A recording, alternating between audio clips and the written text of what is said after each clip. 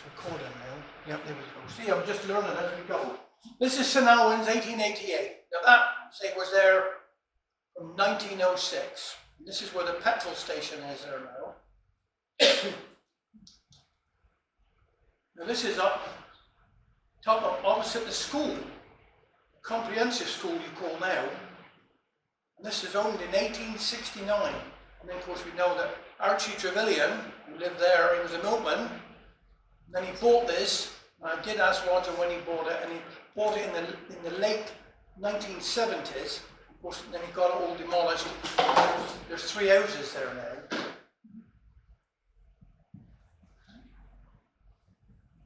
Benton Lee Chapel, which we know that's closed, in 1876 that this was built. There's other chapels we know that were demolished, but this is, say, these have been converted now into flats. This is Foundry Chapel, 1845.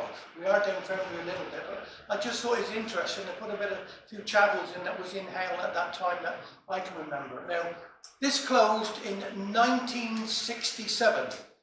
How I know that? My twin sister, I think some of you heard me say before, my twin sister Shirley was the next to last person married in that chapel. And I think the gentleman that was in charge of doing the wedding saw all we Smitherums, because there's orgies of them, and he thought, I aren't going to have no more. So we shut the doors. But that was next to last one was my twin sister Shirley. I was the last Sunday school. Eh? I was the last Sunday school there. Yeah. Last Sunday school. Yeah, lovely. Yeah. I remember it. Yeah. Isambard Kingdom Brunel, because this is important as well. This is all, we said, keeping it connected with this area. Isambard Kingdom Brunel. I put this one in. He was 1806 to 1859. I can't tell you about Richard Trevelyan. Richard Trevelyan was 1771 to 1833. But he was 1806. You know, everything that he had made was made right here. Isambard Kingdom Brunel. They weren't made by Harvard's. Made by the Cornish Copper Company. But I put this in. You look at the size of that gentleman, but look at these links. Everything they got them all up. You know, wasn't no McSalvers then, or nothing like that. It was manpower, just total manpower. That's what it was. Now this is what he was involved in. The Great Western there on the left, 1837. SS Great Britain, which we know now is in Bristol, 1843. SS, of course, we know that it was found over, it was going for lots of years, but it was found over near the Falklands. Some businessmen got together, brought it back, and of course now it's in the Bristol Museum. Now the Great Eastern, that one there, look at the difference in the size. This is all designed by Isambard Kingdom Brunel. He heard of a place down the road called Australia. It needed a ship big enough, 1,000 tons to put coal in it, to go to Australia with goods and then be able to load up and come back. At the time they built that, and that was built in 1857, they discovered coal in Australia. So it was then used mainly to carry all the cables over to North America, over to France, Spain, India, etc. The long transatlantic cables they used the Great Eastern. You know, bridges, docks, hospital, railways, ships. You know, the first, which I didn't put on there, but the first bridge in Hale was designed by Isambard Kingdom Brunel in Foundry. And it was a single track, and that was from 1852, and it was a single track, it was just wood and metal. That was designed by Isambard Kingdom. The one you see down there now, that was finished in 1888. That's up and down now, isn't it? And I put on this one here, Thames Tunnel, because he named one of his children Isambard as well. And when he was 3 years old, he took his son through the Thames Tunnel. So, there we are. This is the Royal Albert Bridge. This is in 1857. This is what I work at out here enough. 1857. And it opened 11th of April, 1859. And the 2nd of May, I mean, I wouldn't have gone across it, but you were test. But anyhow, when I look at that there, that centre thing, that's 80 feet down in the water. How did they do that in the 1857, 1858? Bedrock was 80 feet down.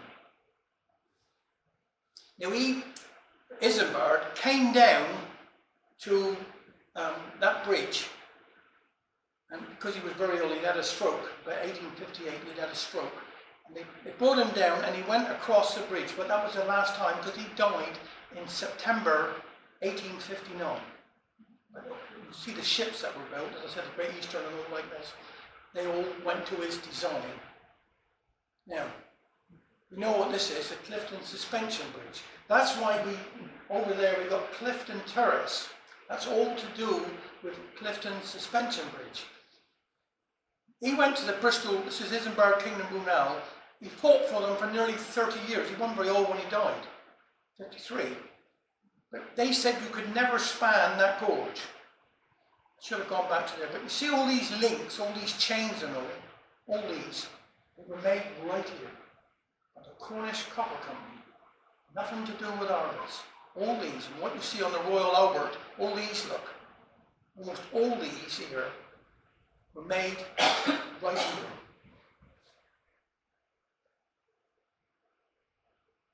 Now we're going now because we have a little bit more about the history of this area now. Anybody know where Landers is?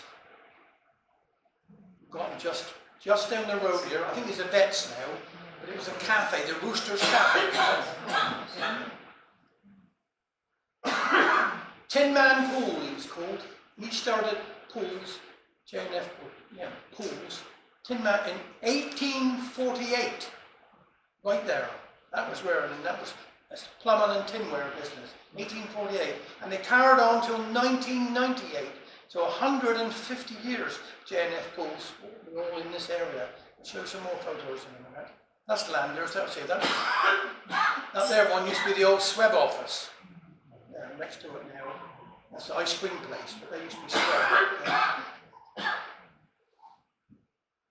Now this is Frederick Poole. He's the son of Tin Man. Aubrey Poole, son of Frederick Poole. I hope I aren't confusing you all there. I haven't put the because this is Franklin. He hasn't long gone, I don't believe. Now, we've got J&F Poole. When Tin Man died, he left all the factory, all the business to one son, and all the buildings to the other son, but they didn't get on. So I tried to research about J, but actually F ran J&F Pools, but he never altered the name. But there was only one man running it. Look, James divides a Cornish gauge. There we are. Look at this. That's international now. All the sons James and Frederick formed a partnership from the fathers to say, but they didn't get on. I think it's something like 1862. Put this one in. Here you are. Look, this is number 1 works. It's like St. John Street now. Look, there's the chapel. That's number 1 works there. This is number 2 works, where they're doing now all this building, all these lovely flats up there now. Right. And this up here is number 3 works. That's opposite the playing field. Well, just the other side of Beatrice Terrace, really. Eh?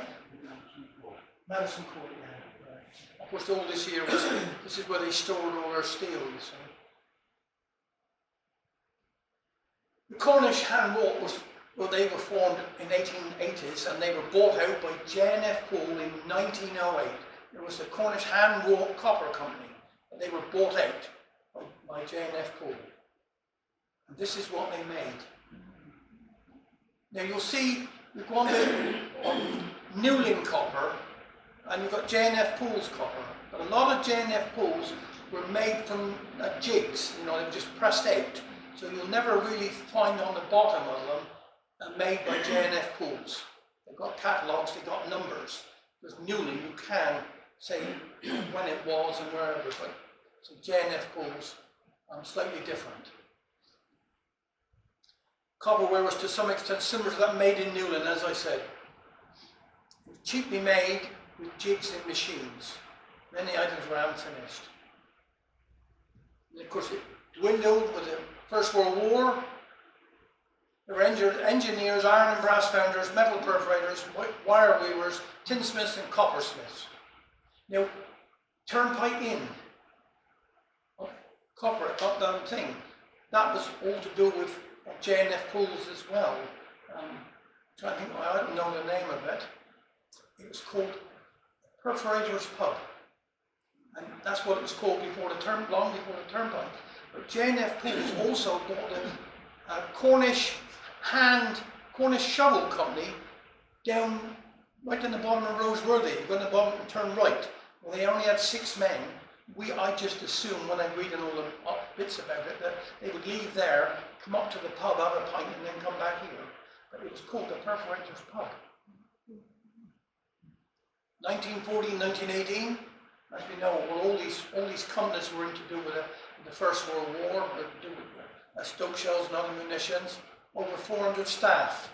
At one time, they had over 600 working in pools. So there's a lot of people here working. And you know, the dynamite works, those from 1889 to 1920, they employed 1,800 in the First World War. Again, I put this one in, number 1 worked. You can see it a bit better now. All that up there that was white, anybody remember that building up the end of St. John? Well, that was the machine shop. Of course, down here, this was all to do with the big presses. You had Jumbo, Elephant, and Express. When you lived at St. John Street, or if you wanted, when you go to bed, everything was thumping, the ground was moving. They had these giant 200, 250 ton presses working 24 hours a day. They had 4 of them. I just said Express, Jumbo, I think there was 4 of them. Now, this is Berryman's. I've got on from that one a minute. There we are. You can see it better now.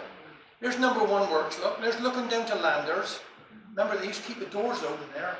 You could come out through St. John Street, and you could all day like today, doors open, see all the men in there working. But that was their office look. That's what they bought. They bought that in 1910. Then they started building all this. And that was their main office until they come over just over there, that office over there. I put this in, I thought it was pretty interesting. On Church Street. Go up there and turn right, we just got the Driggly School there. Ellis Brewery, I put this in as well. This is where you go in by the new police station, Cornish Arms, turn left. That was Ellis Brewery, that was just up there.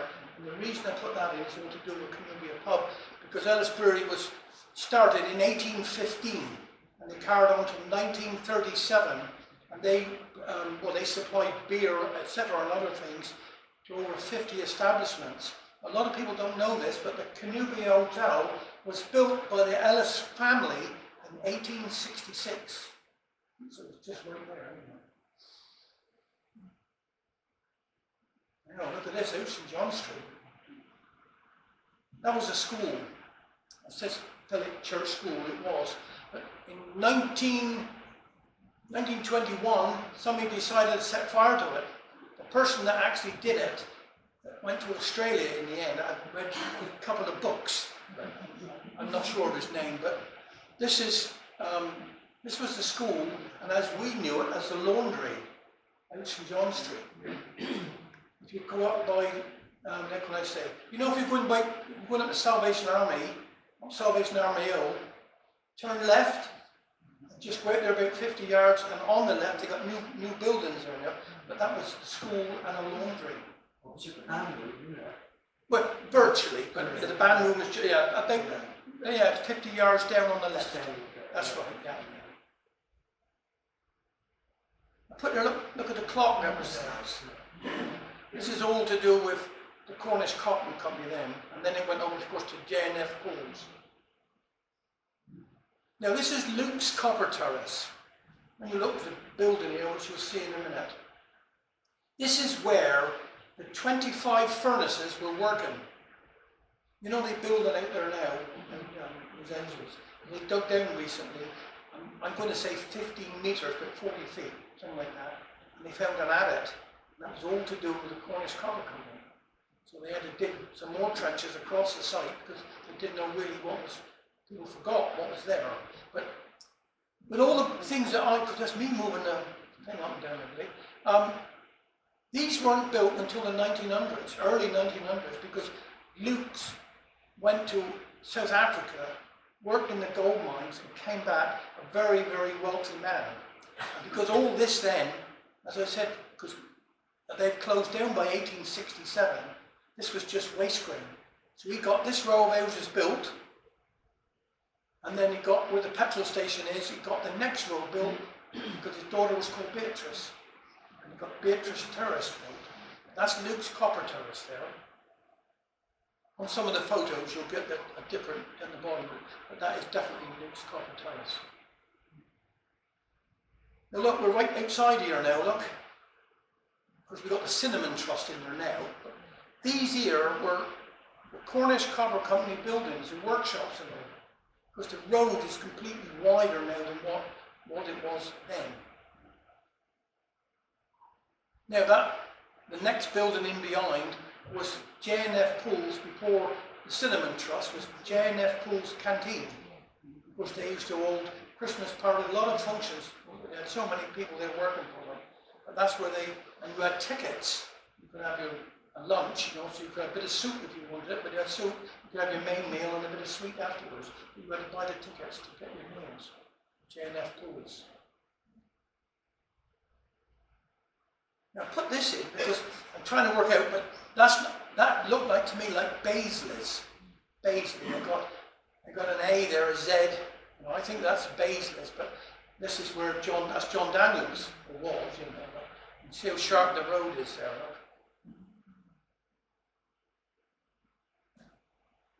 Now, right behind us, right there. Look at this. Here we are now, look, Phillack Church Hall.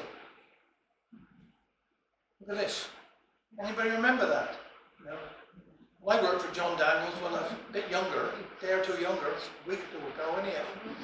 I was in my 20s. Used to deliver brochures for him after doing my milk run for Archie. And this year, you want to imagine a Cornish Copper Company bringing goods in. I know we haven't talked a lot about them, but bringing goods in from wherever, bringing it up there. But their boats only average about 500 tons, and this was all hand dug in the 1700s. But they needed, because it's not very wide, they needed a place to turn. Well, when John Daniels was in there, because he'd done so well with his shop and everything else like that, decided to fill it all in. Tons and tons of things. I'm just pointing that there up, there's a mill there. This was a turning area. Now, this is, well, it's an old folk, but it's fairly, with the books that I've read, this area is where they used to build their boats, the Cornish Copper Company in England. There's sluice gates there. And you know the idea of the sluice gates was they built the sluice gates there and they built them down by the new bridge. They wanted to keep the channels clear to bring the boats up and down. The engine house, that was part of Paddy's Mill. I'll go on to that in a minute. Oh no, I haven't got it there. Oh, I should have had it there next to it. But where that rough ground is opposite the petrol station, that was part of the engine house for Paddy's Mill, which you should see in a minute anyhow. But that was knocked down in 1983. Now, look here, this is all the Cornish Copper Company. Look how wide all this is. They had their own gasworks there in the Cornish Copper Company. It's not very wide there now. But one thing, I know you can hardly see it, but there's that place over there at the tower. There's no cinema there then, look. None at all. The Black Bridge, we all know about the Black Bridge. And the vicar over Phillack. Not watching them go over Phillack, you know. Reverend Alkin, but there was 3 Reverend Alkins. And he decided that the roads in Ale weren't very good at all. They aren't much better now, mind. And that was completed again by 1818, and we're led to believe that this here was wider, higher, that he could go in his boat when the tide was in. He could go underneath there in his little boat and come through that way and go down to Foundry if he wanted to. If you go over the other side of the bridge and have a look, you'll see concrete. You say, well, why is that concrete there? Well, during the Second World War, we wanted to fool the Germans a little bit. So they cast in concrete and had little sluice gates there. And they would, when the tide came in, they'd leave it in. So if the Germans were flying over, they weren't exactly sure where the mouth of the river was. That was always full of, or most times, full of water in there. That was partly, if there was a bombing incident, they could get water, but also to try and fool the Germans a bit. Here we are, this is Paddersville. Look, right opposite the petrol station. That's where it was. I should have put that there. There we go, I've done this yesterday. That's Padder's Mill. Now that's 1829 really till 1930. Now it's like down Foundry. You had horses and mills coming from Cameron, Docof, all around that area, bringing ore in to be smelted, and they needed to feed. So you'd have wheels there. And if you look over this wall now, you go by the petrol station, look over, you can see the archway is still there. But the water would be fed into them. So they would then grind the corn to feed all the horses, the mules, etc. that come in. And then the horses then will be taken up on Marx's farm. Anyway, one called Marx, just past the church up there. The farm up on the right was Marx's farm. And that's where mainly their horses were stabled in the Cornish Copper Company. Now, a lot of people don't know this. The Cornish Copper Company had a ropery. They made ropes like harbours down Foundry did. Now people say, where does the water come from? If anybody remember, up in Lake, we had the pond. Right, we had the pond. You know that got diverted one weekend, don't you? Because somebody wanted, the gentleman's passed away now, so it don't matter, but I'm not going to mention the names. That was a pond and running water there, always was, all my time. And then one weekend they went up near Guildford and diverted the water so it goes down by the rugby club in the little stream down there. And then they got permission, they said, well, the water dried out, they got permission to build the houses up. It was Thomas's concrete yard. That's where, but the water was a lot faster than flowing. That, they needed the water to turn the wheels, and that was a ropery long before this. These were built. This was, you say, harbours had a ropery, because when they had ships, they needed to make ropes. And that's where they were, that's where it was all made. There's J&F Pools, that's number 2 works there. All this is Cornish Copper Company. This was their, well, I say their offices there for a long time. And then when J&F Pools took over, they made it into a carpenter shop. And there's a carpenter shop there. But this here, believe it or not, was an undertaker's. So I got lovely photos, so that was an undertaker's. Because the wall there hasn't long been taken down and plastered up. I just like to think what is underneath there. That's where the bus stop is now. Premier Hotel. I think people can remember the Premier Hotel, 1 or 2 of us can. Anybody have an idea when that was built? 1825 that was built. Reverend Ockham was involved again. But that was a gentleman's residence. You've got to imagine there was fir trees and the line, the drive and all. And the reason they built that by 1825 was Hale Causeway that you go to Penzance. That was built by Harvest and completed in 1825. So because everybody had to go out to Earth and out to the bridge and go the long way around to get to Penzance. So Harvest built the actual causeway there, and they had a toll bridge there for 7 years to get their money back, which they did. Paid for itself. And then the main road, long before it come up through the main street here, was up St George's Hill. Come down by the hospital, up St George's Hill, and out to Ungarrick. That was the main, well, A30 if you wanted to call it, and that was the main road. And of course, once that causeway was built and the Premier was built, this would be the main road all the way through. This is a really, really important thing. This is Little's here now, believe it or not. But when you go up there, look, you're looking up to Connor, that's how it used to be. AO Bypass was opened in November 1984. I worked on it. If anybody go over, you ever go Marks over that bridge there?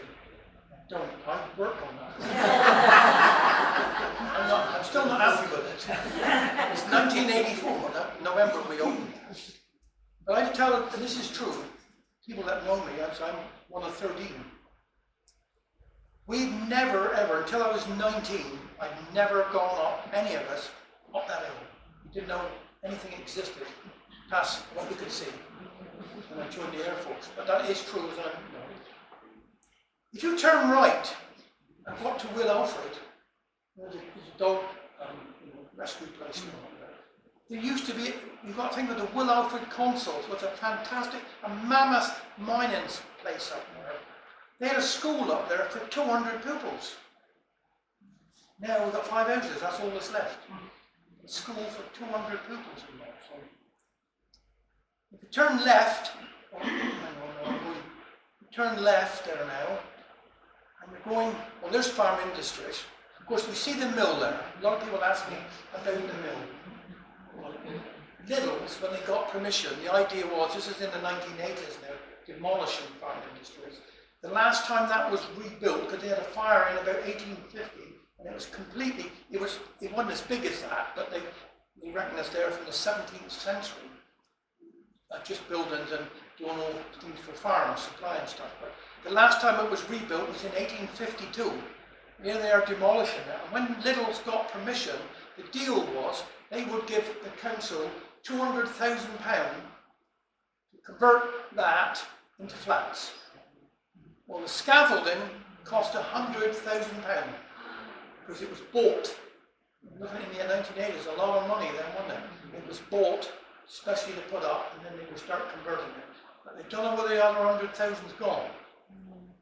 So now, because recently they had to shut all that car park off, didn't they? Because the water, there's a water course underneath there. You go in Little's, you can see the little river. But when it was up here, and I'll go back, up there, used to be Ernie Jones's chicken farm. And I remember, I worked for Ernie when I was about 9-year-old. He used to go up after school and turn eggs because he was doing chicks at the time. You know. Ernie lived there, and that's Edmund Jones's father actually, and he worked in there. Well, anyhow, what was I going to say? Oh, going the wrong way. Sorry. But so then, what they're going to do now is recently, with all that they've had a major crack appeared in the building, they'd have to spend another 100,000 to put on the outside of that scaffolding to take the inside scaffolding and then move it again. So eventually, as far as I know, they got permission now to put 16 flats in it. You don't know when it's going to cost mega money to do that. Now the dynamite works, as I said. If you go up in there, you're going up towards Withiam. You will see one chimney up there now, part of the dynamite works.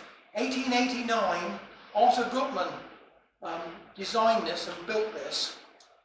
It had to be in sand because they were dealing with nitroglycerine, which you can't pump. It had to be gravity fed, and that's my highest point up there then. Jack Straw's Hill it was called, and they employed 1,800 people from 1889 till 1920. 364 acre up there, it's all demolished, you know, everything's all bulldozed down. You can see a little bit of the railway station that was there, but when they took, these are what the buns look, see there, you imagine, because when you find a bomb now, they put sandbags over it, and of course, that was ideal up there for dealing with dynamite and nitroglycerine, etc., etc. But in 1904, they had a massive blast in one of these sheds here, because you only have 4 people in each shed, no more. And it blew up, and it blew the windows out in the church in St. Ives. And this was all got big bombs. So imagine they said they heard it, you know, way up in England, up in Devon somewhere, they heard the blast, but it killed 4 people. But of course, we've got sand, but what they also, I should have said, was they needed fresh water, but they found a mine up there, called an old lead mine called Boiling Well Mine, full of fresh water. That's in the sand dunes. And that's how they was able to put it all up there. I put this near the end now. This is what that's going to look like up here in a week or 2. That's the nearest I could go and get it off the movies in the photo.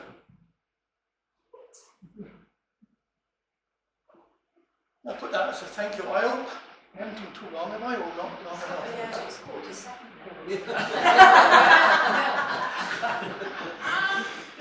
Is there any questions? Has that been all right? Was it long enough? Yes. Is there any questions at all? Yeah, so recently we found an addict in our back garden. We live on Prospect Place, very little old cottages, 18, what is it, 18, it's 18, 19. And I'm wondering if it comes from further back, where they're building a new one, or if it's coming down.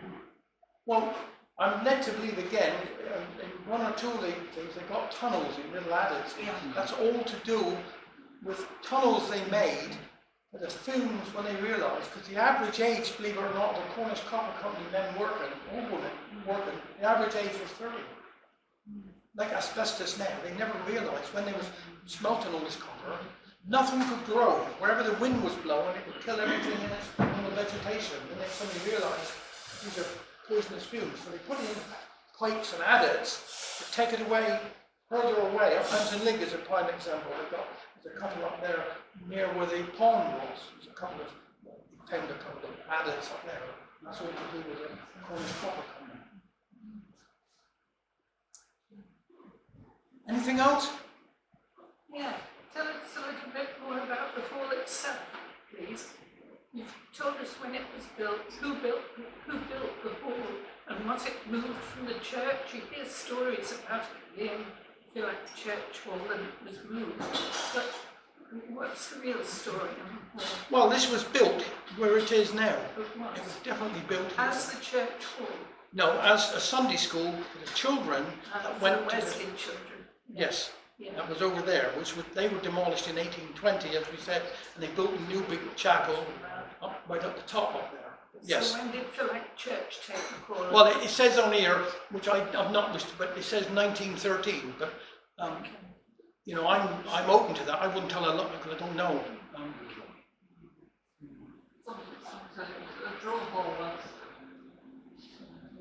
Well, yes, I think it would be for, you know, with the wars and all that, you know, First World War, Second World War, yes. It's had lots of uses, isn't it, you know. I think this is where a lot of, but the problem is because it's Korea, you can't really stop. You've got to have good base for it, you know, you can, for the damp and all like that. Once it starts going up, it's very difficult to control. Thank you.